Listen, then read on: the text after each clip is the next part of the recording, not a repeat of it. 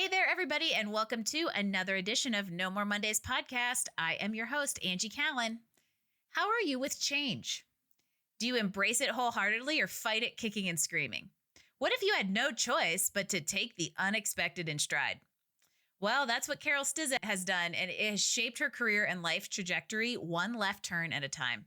From navigating move after move as a military spouse to the constant career reinvention required as part of that lifestyle, to some life traumas, health challenges, and unintended consequences from all of those events, Carole has had one heck of a journey. Lucky for us, she has chosen to thrive through that adversity and now coaches others on how to lead at all levels by embracing your unique individuality and getting through change with positivity. If you know me, you know how excited I am to talk about this conversation because I am a big change agent and know that we can thrive through adversity. So let's get into it and welcome Carole to the show. Carole, welcome to No More Mondays. Thank you. And I love the title of your podcast, by the way. Thank you. You know, you're the second person that's told me that today, so I'm just going to get an ego by the end of this day. There you go. I think it should be No More Mondays followed by Every Day's a Friday. Just a follow on, right? Sequence.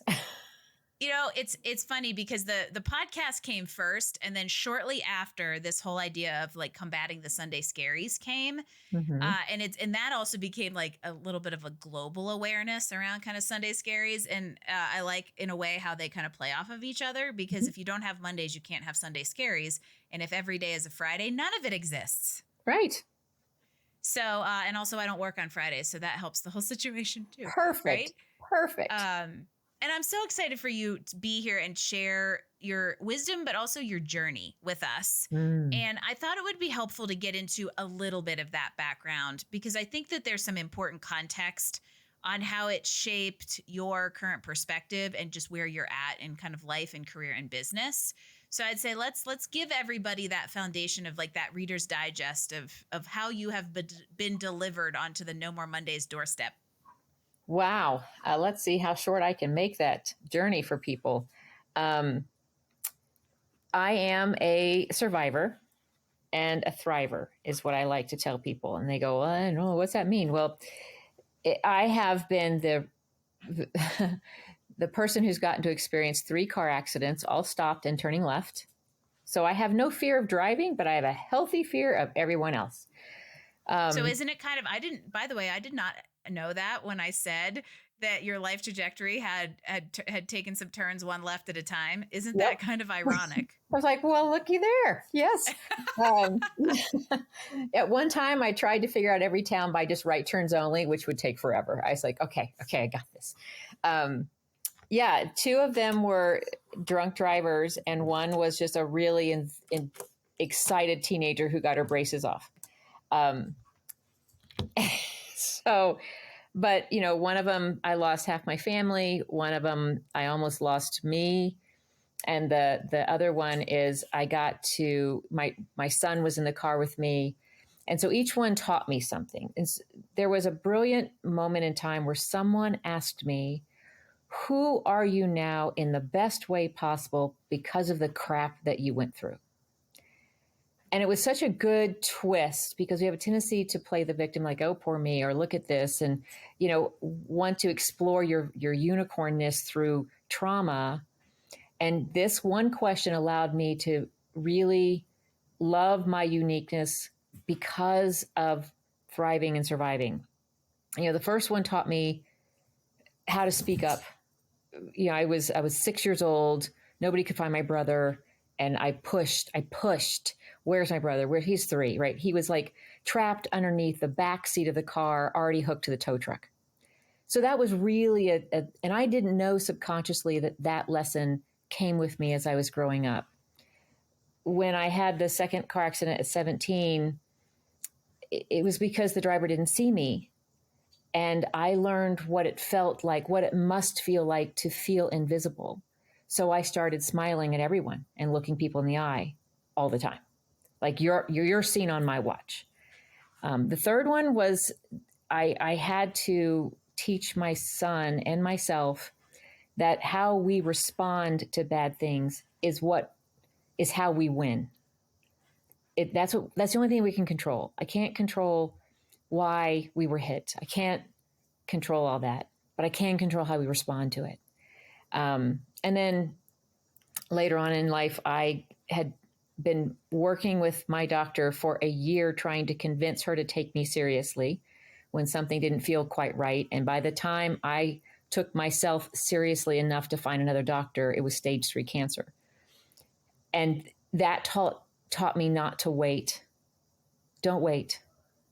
And if you don't want to wait, then what do you do? So I really dived into how do I take all these lessons into work, and how do I take all these lessons into leadership, and how do I help other people learn, have a shortcut because of my journey. So I want to move on, but I want to stick a pin in, because one of the things I pulled out in reading all your information were these 3 factors that you've identified that are most likely to contribute to success. And now I understand, just in that quick snapshot, exactly which event led to each realization, or how they progressed into them. But before we go there, I do think it would be great to give everybody an idea of how, from like a vocational or a career perspective, you are using all of this to benefit others. So basically, like, okay, what are you doing right now work-wise that uses all of this? Well, you mentioned being a military spouse, and that is a hard job, because back in the day, and when I say that, I feel like a dinosaur, but it's not. It's just been recently that all the military services have really recognized the spouse's career cost to moving around the active duty member. But at the time, it was still a part of the consequences. So I got to, at one point, look at everything I'd ever done: facilitation, learning development, onboarding, hiring, harassment training, conflict negotiations. And they all now fall underneath this big, broad umbrella of strategic HR. So I have a master's in industrial organizational psychology. I worked in all these different arenas. I became an HR consultant. And then I realized that I was consulting and coaching the leaders of the organizations because of their HR issues. And at one point, I realized I was really wanting to spend more time in the coaching space, because when you're hired as an HR consultant, they also want you to look at all their paperwork and their litigiousness. And I was like, yeah, but I don't really I can't talk to paper. So I really want to talk to people. And I find that when I get to work with leaders who lead people, that's when they'll do the really cool work on their own leadership, because they see real-time results with their people. So that's how I took. So the 3 things that we'll jump into all found their way as a through line between my life experiences, all the things that I was really good. Apparently, I'm really good at seeing the landmines in people relationships, especially at work, and coaching and guiding and giving communication tools and good verbiage, and at what will you gain when you actually can do this as a great leader.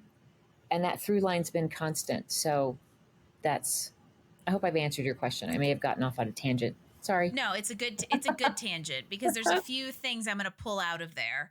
One is this idea of that common theme that a lot of times we don't realize has been woven until we're able to look back and see the cross stitch picture that it has created. There's a throwback to hi mom, who used to cross stitch in the 80s, right? But there's a common theme, and you said something kind of to set up your whole tangent, but it was a perfect tangent, which is that it's the culmination of your experiences across all these different things: HR, training, and pairing it with that landmine seeking superpower that helped you define how you wanted to support people in a coaching and consulting capacity. And I still attest that the most successful coaches and consultants figure out that special sauce, right? It's very much based on experience and having a journey that you can now walk someone else through, because you have empathy and direct experience with it. And you've found a way to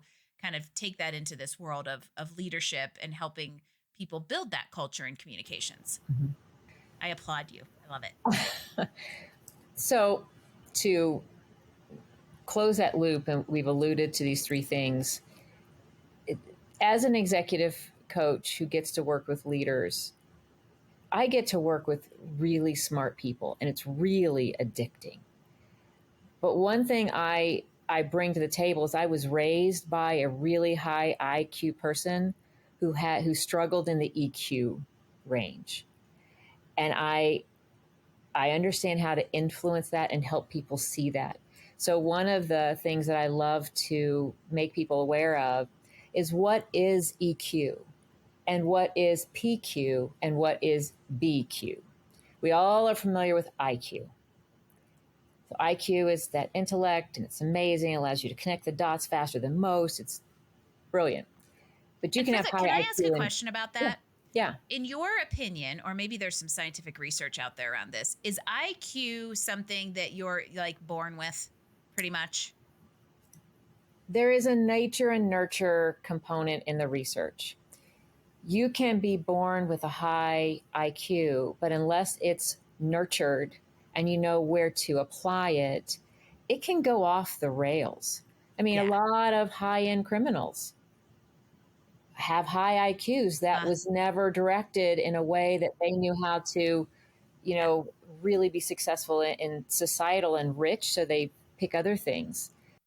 Whereas when we get into EQ, PQ, and BQ, those are things that we have the ability to Yeah, learn ourselves and develop ourselves. right. Yeah. So EQ is emotional intelligence, which is how you can respond in real time that makes you very effective. Reading the room, understanding someone's context, or they're looking at their expression on their face, or thinking through the facts versus the emotions you're feeling. PQ is positive intelligence. How do we quickly quiet the inner critics that are working against us and turn them into positive ways of rethinking and reframing all the things that are possible in front of us? And BQ, behavioral intelligence, is how do we behave at work against a benchmark of 25,000 other leaders that we've been able to assess and research. Let's see how you are working within your industry in comparison of behaviors at work. And they all do kind of connect in this really brilliant pie, but all of them show up when you're working with people. And that's where your success lies, in truly influencing, affecting, leading, growing, and developing others. And so when you develop and grow others, you automatically are developing and growing yourself. And I would guess that many of these are let's say tested Mm-hmm. when faced with some sort of change, adverse event, or other almost negative situation, that all of a sudden it's like, oh, how am I going to react to this, or how am I not going to react to this? Right. Yes. And I use the tree of life as a metaphor, a visual metaphor. When we're young, when you're the root of the tree and growing, you are learning skills that help you react because you can't control all the decisions being made about your life. You're young. You're under the influence of all these adults. And then as you become an adult, we want you then to grow into the creative part of the tree where you're growing and touching and thriving. What happens is we get stuck reusing the habits in the reactive space, and that keeps us from being good and creative. And so EQ and PQ and BQ are all the tools of self awareness we use to move you from reactive to the roots to the thriving part of the creative leadership that we have found to be scientifically brilliant to be a successful leader that other people want to follow and brag about. Well, and it's interesting that you just, in a roundabout way, brought something into the conversation that's been a recurring theme for me. And I pay attention to recurring themes because they're usually somebody trying to tell you something. And that is this idea of looking at, I'm going to say, behaviors or learned Mm-hmm. beliefs that come from a young age and we carry on with us and take as our truth. And it doesn't mean, but we don't ever stop to question them or to Mm-hmm. challenge them because we assume, because we learned them at a young age, that they should be the truth. And Right. that doesn't mean they're right or wrong. It just means that there may be some of those that we want to actively unlearn or unbelieve in order to sprout that creativity and really kind of, have thriving branches across these kind of three different elements to Right. success. So my question for you around that is, how, from a practical perspective, do we do these things? Do we build each of these muscles? So, to start with your point of learned stories in our head, right? And as a coach, my job is to challenge every story, every process, and not so that you are forced to be irritated and defend them, but to understand how to honor the origin of the story. There are stories we create in our head that helped us be successful as a child, in school, in college. And because they've helped us be successful there, we take them to be our truths. And then I go, yeah, but the context and the environment that you were in is very different than what you're being asked to do. Our society has forgotten to say, well, here's your diploma and a new set of rules. So instead of using the teacher as the authoritative and replacing it as the boss is authoritative who's going to teach you, now that boss wants you to go in and ask questions. And you've been taught not to ask questions for 16 years. It's so true.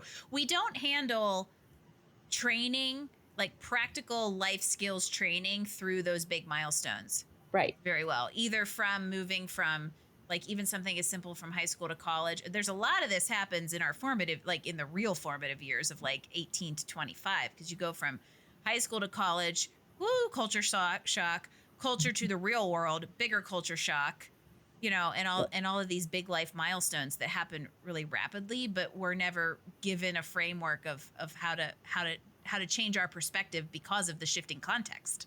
Right. And so when and there are assessments for EQ, PQ, and BQ, right? But for positive intelligence, we kind of look at, okay, when you're hard on yourself, what's the voice? And there's technically in the positive intelligence assessment where there's like 10 caricatures. We just give them names, perfectionist, da da da. And it's really interesting to have your top two identified and you go, oh, yes, oh. And then my job is like, where'd they come from? When did that serve you really well? And it will always drive back to some time in your formative years when you like, well, I learned that if I did this, then I got this. If I did this, I got that. And I go, okay. But here's how it's now getting in your way because the rules of the game have changed and someone forgot to tell you the moment that happened. And so now these habits of adapting and reacting when you were younger, let's honor that.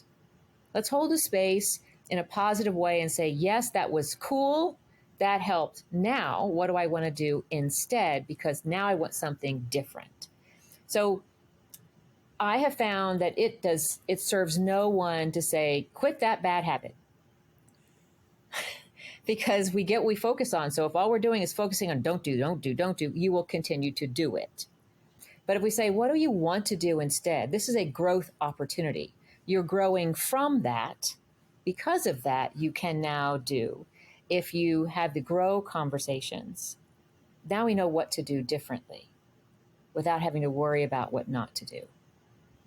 I like this idea of honor the origin of the story. And I love even just the fact that you brought that word story in, because the beliefs or those truths that we're taught oftentimes come from stories. So honor the origin of the story and understand its place Yeah, in your history and who you've become, because it's still part of you. But at that point, you can choose to begin to build new stories and create new truths. And in my opinion, starting with PQ, because it's the voice that you tell yourself, which we know is often the loudest, is a great place to begin, because a lot of what you also said about PQ looks a lot like that two-word bad phrase imposter syndrome yep. that is very popular nowadays. And all of that can become a really challenging ecosystem to try to push through if you do want to make changes and grow. Right. Yes, exactly. I have a friend, Chris Kelso, who wrote the book Overcoming the Imposter. And we work a lot together because how do you take the things that feel wrong or feel false or feel unconnected and turn them into a positive? How do you lean in into everything? How do you get comfortable with the discomfort you're feeling? It's reframing. So, how do you quiet the inner critic that's saying, you're not good enough? They don't even know. If they only knew how much of a mess you were, blah, blah, blah, blah, blah, blah, blah, blah, and go, whoo. I tell people, that shrinking person that the more they shrink, the higher their voice gets, that you can't hear them anymore. Only the dog is barking now, not you, and that leaves so much space for you to go, this is the perfect place for me to be. I'm not the smartest person in the room. I get to learn. I'm not the best person in this room. I get to learn. I'm not needing to be perfect. I get to grow. And it all falls in line with this brilliant piece of research that when I learned it, it was out of Harvard, and I cannot quote the citation, but it was neuroscience at its just best service to me. It says the brain is always scanning the environment for two things 24/7, 365. What am I doing right? Where do I grow next? And when we go into work, what am I doing right so I don't have to change that? And where do I grow next so I know where I'm going at work? And we need that information. But I wish people would stop asking the question, how can I improve? Because they think it's a really nice question. It's going to open up this great conversation. You're going to go, oh, you don't need to improve. You're doing great. But we got a training next month I think you'd enjoy. Does that happen? No. Well, and that goes from you're going from that like scarcity deficit negative approach of basically how can I improve? It means something is wrong. I need to fix. Right. It allows versus the a more listener. positive, proactive Exactly. approach of like, where do I want to grow? Which Exactly. means you have capacity. So I tell people all the time, go ask, what's the one thing I'm doing so well you don't want me to change? And where else can I apply that? Where can I grow? And keep asking. Anytime you want to know, ask all the time, anytime you can use it. And when you do that, you know how to give good feedback. If somebody comes to you and you're like, hi, I just don't know how I'm doing. Anytime there's anxiety at work, it means there's ambiguity and vagueness. There's a lack of clarity at work. So instead of leaning into the anxious feelings, go ask, what am I doing right? And where do you think I should be growing next? That keeps everything moving forward. And I want to point out the fact that neither of those questions are what am I doing wrong? Exactly. Right? And that's really important. And that's where the PQ, the positivity voice, and shifting that context can be a great foundation. And what I think is interesting is once you're able to have a healthier conversation with yourself, now we're almost working backwards. Now the BQ changes because that's where resilience comes in. That's where the ability to cope with adversity and bad situations or changes comes in. So now let's talk about that one a little bit more. So behavioral intelligence is behaviors and learning which behaviors are going to get the best results from those that you need to work with, you need results with, you need to connect with and network with. There is a benchmark assessment. It's a very interesting assessment because it just gives you 10 questions and you rate them from 1 to 10. Where are you? And it's turned out to be really brilliant in letting you see a benchmark of how you are responding across a huge benchmark of thousands of other leaders around the world. And it's not right or wrong. It's just a picture in time of how you are thinking today so that you can pick the behavior that right now is important to you. And like, let's talk about where you sit here. Why are you higher than most? Why are you lower than most? Give me the context of what you're dealing with for that behavior. And it allows people to pick out a situation at work that is driving that behavior as a great kind of experimental playground of awareness. Is this the right behavior right now? Okay, fine. But is this because of your role? Because if your role changes, would you want that behavior to change? And so understanding it. I'll back up. I like assessments that allow other people to, like a 360, assess frequency of their experiencing something, not opinion or quality. It's quantity, right? Very different assessment. And so when you do this benchmark with behavioral intelligence, you're a benchmark against 25,000 other global leaders. So you get to assess your own context, your own role, your own responsibilities, and then self decide if you really want that behavior to change or not. Nobody's telling you. But if you go, well, what are the results the other people get? Well, we can dive into that little pocket of research on that behavior. If your behavior is more in line with the normal, here's what the other leaders are getting as a result, that type of thing. So I think we're giving quite a lot of autonomy for change, but it's a choice for change. And we only change when we choose to, not when someone tells us to, or when we know that we want a different result than we're getting to change. And so we all do behaviors because they have made us successful at some point in time.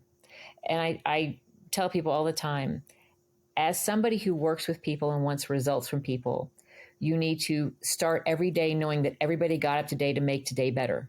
Nobody got up today going, I cannot wait to suck. I'm going to screw up so brilliantly. It's going to be epic. Nobody. And if you say that to yourself in the morning, you better call one of us right now. Right. Like, what's happening? But everybody gets up like, okay, today's going to be better. So everybody gets up to be successful. Your job as a leader is to help them be successful. Are your behaviors serving others to be successful, or are they just trying to self-serve you? Because that's not going to help. Oh, that's a very good point. And you said a word earlier, a word awareness, which I think is so integral to this idea of behavioral intelligence and understanding how a behavior either serves you and whether that's, a positive or negative and how it affects others. And if you're more aware of your behaviors, now reaction can come down, right? Because if you're aware, it means you're going to stop at least for a split second and think about how you're going to address a situation, and that's where we can potentially move from reactionary to positivity or to proactivity, which then also brings in that element of like, wait, am I going to react in a way that's self-serving, or am I going to be, proactive about how I approach this because I'm aware of how it impacts others? And that's really critical when we move from self-leadership to leading others. Right. And there's always going to be, someone's always going to bring up, well, how does resilience work in all these things? And I go, good question. If I go back, emotional intelligence is how you stop and respond in the moment. Positive intelligence is the internal dialogue that helps you do that. Behavioral intelligence is practiced, behaviors. And I said, resilience is how you get back up every time you're knocked down. And if you're a leader, you're going to have to get up quicker than anybody else you lead. And then help others get up. And then help others. So you're going to have to use emotional intelligence, inner dialogue, and look at the behaviors that are going to let other people see you get back up so that you can help them up.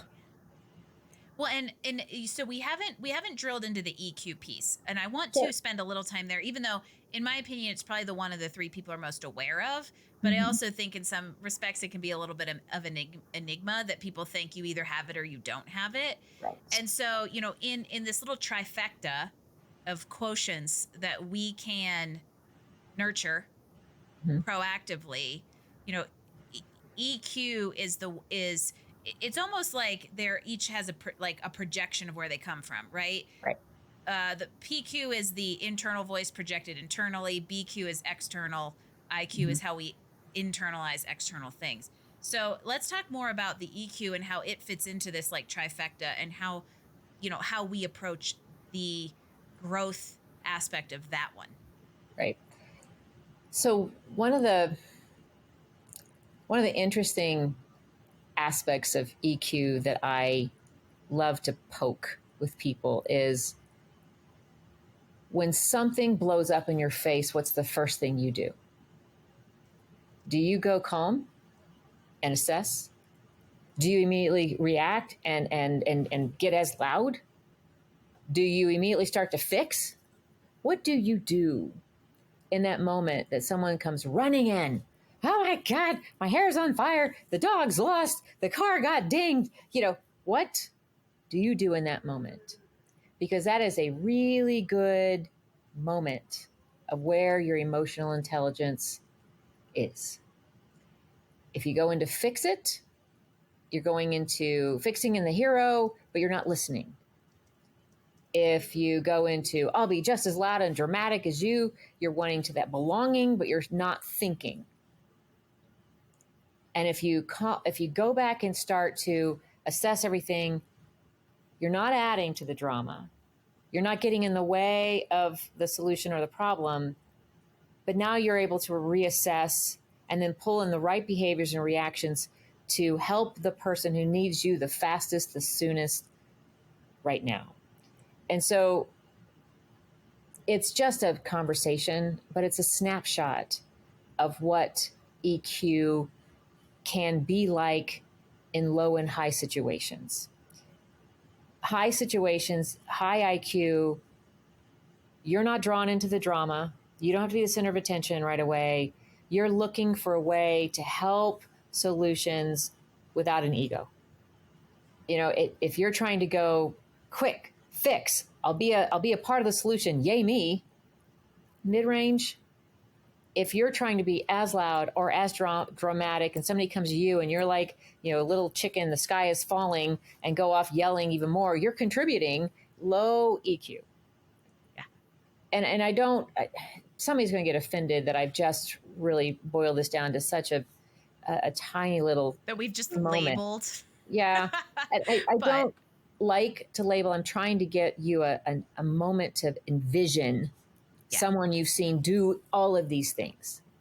And it's not like we're ever perfect at any of them. No. Right? You're going to fall into every single one of those categories and the millions in between each one, depending on a million different factors at play. And I think if we simplified, it's read the room. Right. And you bring up a really good point. I can have high EQ in one situation, and I could have none in something that is highly triggering to me. It brings back PTSD. It brings back a moment in time that I just crumble. So no one has perfect EQ, high, medium, or low. We have them all. But you get to assess how much of a muscle you use in each and start to learn your trigger points and where you're effective. There are some people who are brilliant working as an ER doctor who would be horrible as a pediatrician, right? They just, babies are the sweet spot. They crumble, but in ER, they're in command, right? So get to know yourself and know where your EQ is really high and where it gets triggered to be lowest. And that's part of self-awareness too. It's part of knowing and loving and embracing who you are when you're at your best and just accepting what the worst is and avoiding those triggers. Yep. And also realizing that none of this is there's no like finish line. There's no destination here. This is just the continual growth journey you will be on if you choose to, because remember that word choice came in earlier. Right. If you choose to take this journey, it will be one of never ending, because it is almost like being in the gym, right? There's always a next milestone to strive through, or there's always, a muscle group that needs a little bit more work than another that you may have been focused on. So this is a continual kind of effort. And if you can embrace that, you'll be able to stay on the path and the journey in a little bit more of a sustainable way. Yeah. And I tell people all the time, I said, remember, you just want to know what you're really good at and where you're going to grow next. That's it. That's all your brain wants. That's it. So every day going, what am I doing really well today? I got dressed. I matched my socks. Woohoo! You are winning. I'm winning. Where can I grow? I could put a top on. All right, that would help in societal norms. What is it? It could be just as mundane and simple, or it could be I finished writing a book and I get to now learn from my editor what everything I have to change, right? It can be in anything. What am I doing well? Where can I grow next? That is all your brain wants 24/7. So quiet out all the little bad voices, and when the anxiety comes in, just stop it and ask yourself those two questions. And Exactly. so here, I want to take this little, I'm going to say individual, Sure. let's say ecosystem that we're building for somebody. And now I want to talk about, take it a step further, because we've talked about leadership in and out here. But how do we take these concepts and this idea of self-growth? I'm being very cautious not to say the word improvement, everyone. Thank you. But this idea of self-growth, and let's say we get to the point where these three things are working in, they're jiving. How do we take these ideals and put them in a leadership environment to impact the people that we're leading? So, knowing that everybody's brain wants to know what they're doing well and where to grow next, that allows you to have individual conversations all the time in the hallway with the people you lead. And the moment you do that, they feel as if they have been seen, heard, and valued by you because you're giving them useful information and you're letting them know where you see their growth to be. And what that does is it starts people responding to those behaviors you're giving them. You're giving them good juju, good information. That's increasing your leadership behavior, the perceptions of your behavior by other people.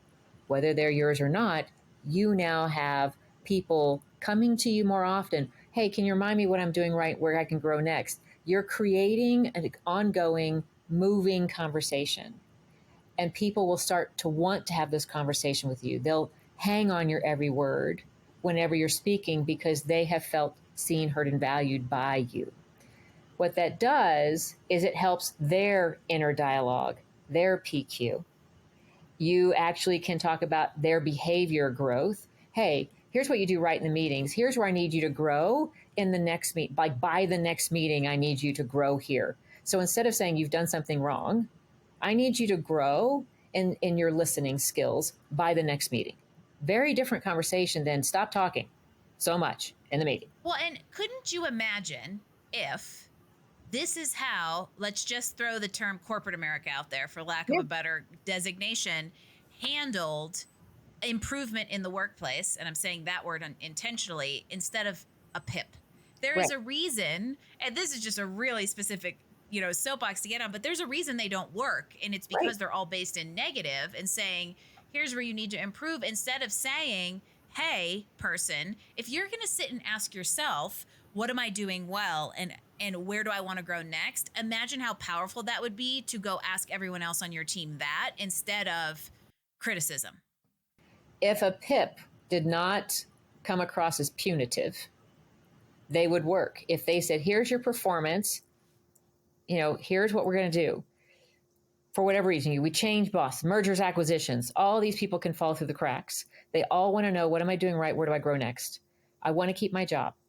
Am I worth the investment? A PIP should say, you're worth the investment of our time and our attention. So here's what you're doing right. Here's how we're going to invest in you. Exactly. And here's where you need to grow next. And here are the metrics that you need to meet. People want metrics. They want to know how to be successful. They're like, absolutely, this is a growth opportunity. And when you do this, this is what you gain.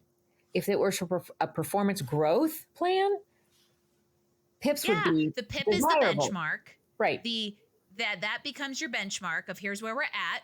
Let's just say it's not good or bad. It's just where we're at. And here's all the opportunities that exist beyond it. It would be so much more constructive.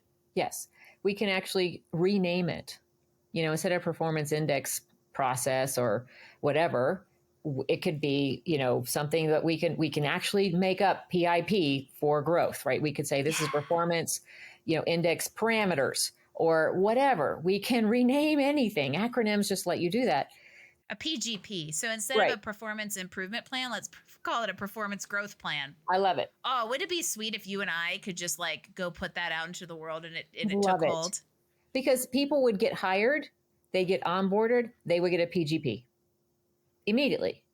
Right. So it's a proactive tool Mm-hmm. instead of, like you said, it's punitive, and that's why they never work. And There you so, go. because I also think that this is would be a much more constructive way to even do regular performance reviews, Right. right? Instead of like the good old when I was in corporate America, what are three things you did well? What are three things you did poorly? What are three things you want to improve? Why don't you just ask me, what am I doing well and how do I want to grow next? Like that just Exactly. makes me so much more excited to talk about. And even if you don't change the form and it's a 1 to a 5, you know, and they go, how do I get from a 4 to a 5? Paint me that picture. How do I grow from that 4 you've given me to that 5?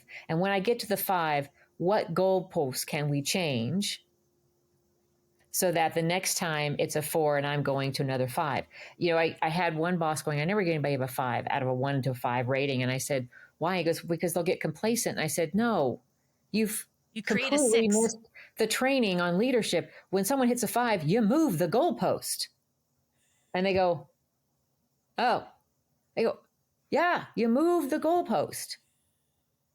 I'd have loved to have been a fly on the wall with that facial expression that leader had. But I think that the big picture here is if we this is so cliche, but it's the freaking golden rule.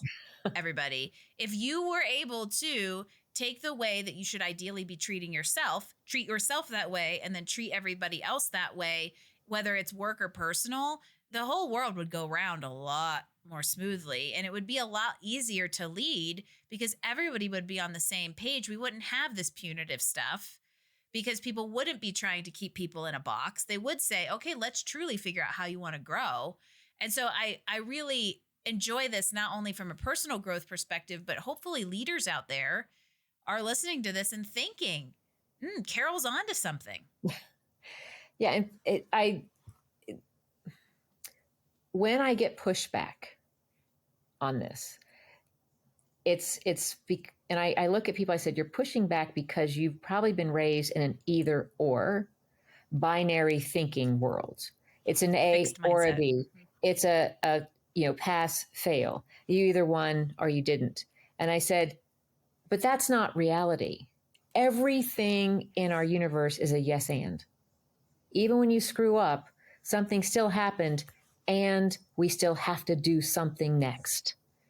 I said, so let's rephrase this and yes and this, because you've hired them and you want them to be good and they're not good right now. So we're going to do something different and they're going to get better. And if they don't get better, it's their choice. They're very well informed and they'll say, this isn't the job for me. Okay. But we have to get to the point where they know exactly how to succeed and they are able to identify why they're not succeeding. And now you come to a choice together. And yes, we're always going to have people who are going to buck the system and love drama and do something to get fired. Fine. Hire slow, fire fast. Let's just put that out there. Take the time to hire for attitude and cultural fit and respect once you've ascertained they have the skills. You can teach the skills, you can't teach attitude unless you Can't teach start. enthusiasm. Right. Yes.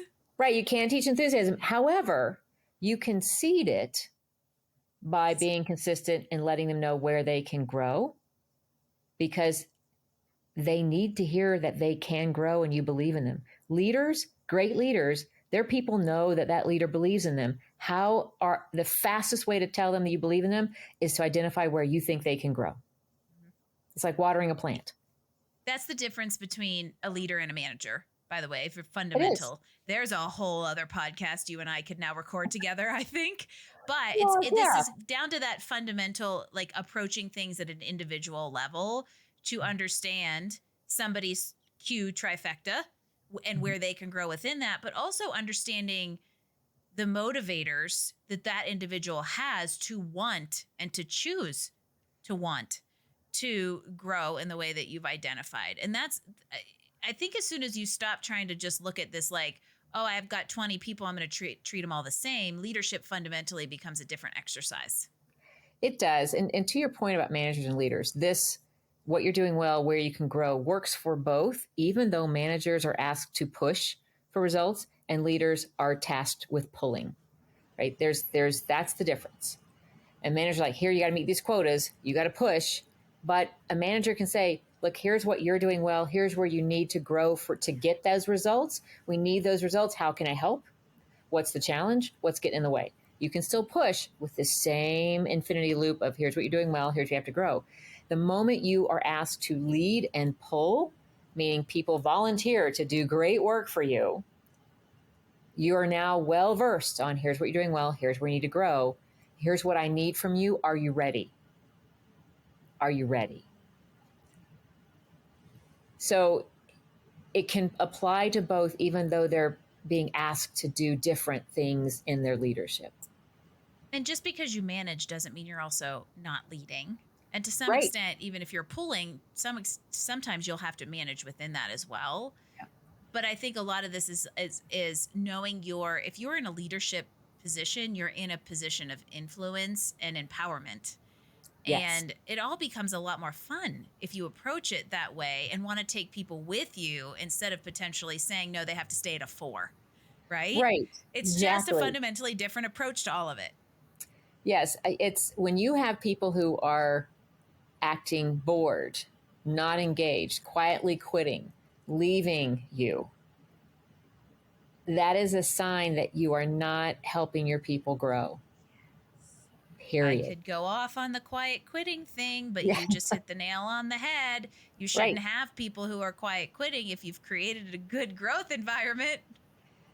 And people don't know how to ask for what they need, so they quit. Yes. And Yes. that's And if why you are quiet quitting, you're not in the right environment for you either. So stop quiet quitting and just quit and go find a new job. There's my right. mini Well, rant on quiet and quitting. when I tell people, I said, if you are not going after the information you need to stay excited about your job, 50% of the responsibility is on you to ask. Yes. So stop playing the You have victim. to you have to advocate for yourself, especially if you're in a situation where the leadership is not the pretty perfect picture we're painting here, which is most cases. Nothing's perfect. That goes back to the very beginning about the voice that we tell ourselves. Right. But sometimes you have a role to play. You need to advocate for yourself and ask as well. But I've been getting some pushback from younger executives that we say advocate for yourself, and advocate has a tendency to emit these emotions that they have to like rally for themselves and go fight for themselves. And they go, ooh, okay, so what if we change the verbiage, like, let's go be a detective and find out how other people feel about what you're doing right or where they see you growing next. Let's go learn and gain data. Let's go ask some questions to investigate if you're really seen by others the way you think right now. And they go, well, I could do that. I go, oh, it's the same as advocating for yourself. But I guess I'll just take all the punctuation out of my text messages now too. right. So, but still, we've I think in our current dialogue of creating frameworks or normalizing a term, advocating for yourself has somehow been associated with fighting for yourself. And people who hate fighting or hate conflict, they're like, oh no. So it has a negative connotation for some reason. So you just have to flip the script and figure out how to make that kind of more So let's go be curious. Let's be curious. Impatient, curious people to go find out what people think. Ask. I think the best way to summarize this, and this is a perfect just way to kind of start wrapping this up, is be curious. Mm-hmm. Start saying yes and instead of if, no, right? Be curious. There's a whole big gray area of life out there. Much to some people's chagrin, this world is not zeros and ones. Sorry, all the software engineers I work with who I've literally had to have binary conversations with because of that fact. That's right. But if you start, the 3 big takeaways here are: ask yourself, what am I doing well? Where do I want to go next? And embrace a yes and mindset. Brilliant. You'll be shocked if you're able to kind of maybe master those 3 little tidbits. How you will be shocked at how EQ, BQ, and PQ all start taking on, different momentum and different power, and you'll really be on that growth track that you're asking yourself and choosing to be on. Yep. So I know you have a lot of, holy cow, this could be a 3-hour episode. I have so many other things that I was like, I want to talk about that and that. But I also know you have a lot of great resources. I was checking out your website before we came online. There's a book. You have some of the assessments that we've talked about a little bit. So tell everybody a little bit about those and how they find you and Sure. those resources. So I have a website called Relevant, and there's a hyphen, relevant-insight, because I know we all want to be relevant. So relevant-insight.com. You can find me on LinkedIn with Carole Stizza as my name. I have Carole with an E on the end, and Stizza is my married name that I married into that looks just like pizza, but it's Stizza. I also wrote a book called The Ask Framework about how I found this methodology of going after the feedback you wanted when you wanted it. We've just kind of brought it down to more succinctness for this podcast, which I think is really brilliant. But there's more there in that book. And I have a lot. I do blogs, I do newsletters, I do coaching tips every week. So I'd love to connect with you in any way you want. And I love helping people just recognize the challenges they have in front of them and how to overcome them. So it's part of the beauty of getting to do what we do. Yes. Because we all have challenges. It's a fact of life. Oh, yeah. You can choose to move through them and to overcome them. And sometimes you just need a little help in doing that, which is why people like Carole and I are here. And Carole is part of my LinkedIn network, so you can find her through me. And we, as always, will link all of the profiles, website, and everything to the show notes as No More Monday at nomoremondays.info. But before we go, we're going to get one more pearl of wisdom out of you, Carole. I want to know what your number one piece of advice is on what everybody out there can do to get one step closer to life and career satisfaction. I think the one thing that can help everybody right away is to assume noble intent and know that everybody gets up to be successful. So if they did, and you did too, and they're doing it different than you, take a hot moment and rethink how you think about them and go investigate. But assume it goes back noble to the intent. Curiosity. It does. I love so it. Assume noble intent. Noble intent. Offensive. Take the offensive, not the defensive. Yep. That's an excellent pearl of wisdom to wrap up an amazing conversation full of gold nuggets. And so I am so appreciative of you being here and being part of the No More Mondays, Every Day's a Friday, No More Sunday Scaries movement that we are all trying to create. Thank you, Carole. Thank you. This has been a blast. I know this was a really fun conversation, and I hope all of you took some notes and are going to go visit Carole's website, because I have a feeling there's about 100 times more of this good stuff there. And you know how much we love talking to people that have not only navigated a lot of their own left turns, even if it is quite literally, but are helping other people do the same. And this is some really important work that is only becoming more and more relevant as we become increasingly aware of corporate culture and how important it is to create kind of safe and mindful work environments. So this is an excellent conversation, no matter whether you are leading yourself or leading others. And so I thank you for tuning in. Carole, thank you for being here. If you are listening, go give us a 5-star rating. Subscribe to No More Mondays wherever you get your podcast. Head on over to nomoremondays.info for show notes from this conversation. If you want to leave us a guest suggestion, feedback, you can do it all there. And until next time, I will see you next Wednesday for another drop of No More Mondays podcast.